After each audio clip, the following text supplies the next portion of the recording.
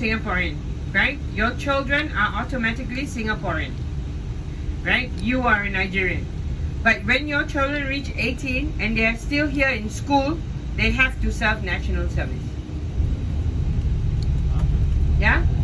But we are all migrant people. So our forefathers were from India, China, Indonesia, Australia, England. So how long do your forefathers stay before they become Singaporean? When we gained independence in 1965, when they are here, they are considered Singaporean. Okay, at that time you took a census and called everybody Singaporean. Correct. And stopped that time. Yes. No more. No more. In order to be, that's the reason why the government believe if you want to give up your Singapore citizen, please go ahead. There are millions of people who are waiting to come into Singapore. Our Singapore passport entitles me to 192 countries without visa. Wow. So, so that shows that if I drop my passport, within 2 minutes it'll be gone. My ID, the ID that I carry, like your driving license, it says that I am a Singaporean. This is the Republic of Singapore. But whatever makes it different in all the various countries' ID is the only thing is our race, RACE, which ethnic group we belong. So if I'm Chinese, then it will put there Chinese. If I'm Indian, it will say I'm Indian. So if my son, my first husband was Australian, so my son is a Eurasian. He is Australian with an Asian, so he became a Eurasian. So if it is, and that's how the other races, which is maybe about 12% of our citizens. But our biggest ethnic group in Singapore is the Chinese. So what's the national language? Is it Chinese? Cantonese? No, our national language in Singapore, as I said earlier from the beginning, our national language in Singapore is Malay. Originally, Singapore was a Malay fishing village. 160 years ago, we were a Malay fishing village. So, Selamat Datang ke Singapura is a Malay form of welcoming others. But our most spoken language in Singapore, that means our working language in Singapore, the ones we do in school, everything is done in English.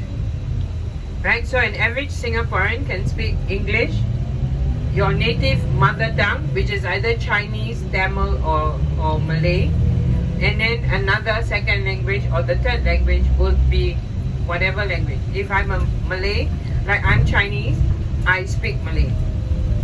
So Malay, you speak Chinese and you speak English. Yes. So I speak that. But now everybody's so modern, an average Singaporean can even speak 4 different languages. Like I'm learning Korean. My daughter speaks Korean. My son speaks Japanese. So besides speaking English, Chinese and Malay, they also speak the other foreign language. Right? So we have Chinese, then we have Chinese, the different dialect. Like which dialect group you belong to. Just like Nigeria have many dialect group, right?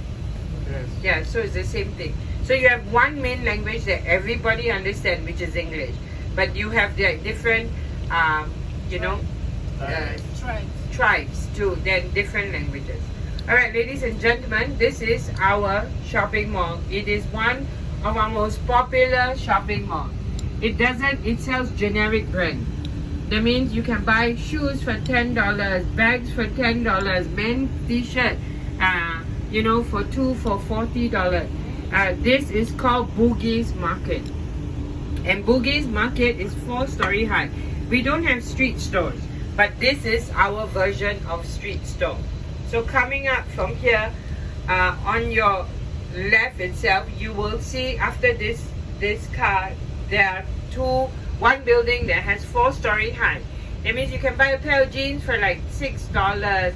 Ladies can buy bags for $10. Shoes for $10.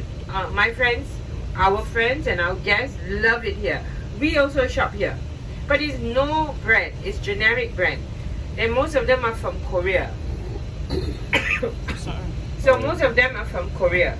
So they have like generic brands. So you can buy like sandals for $10 and whatever. But hey, if it's $10, if it lasts you 3 months, hooray. thank God. Right?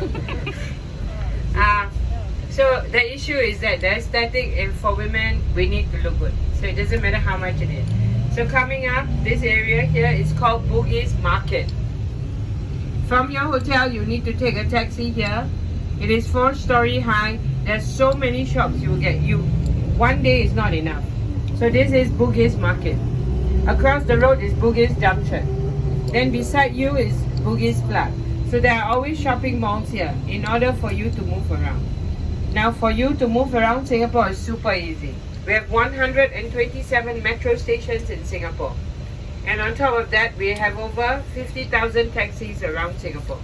But we also have, Uber. But it's not called Uber, it's called Grab.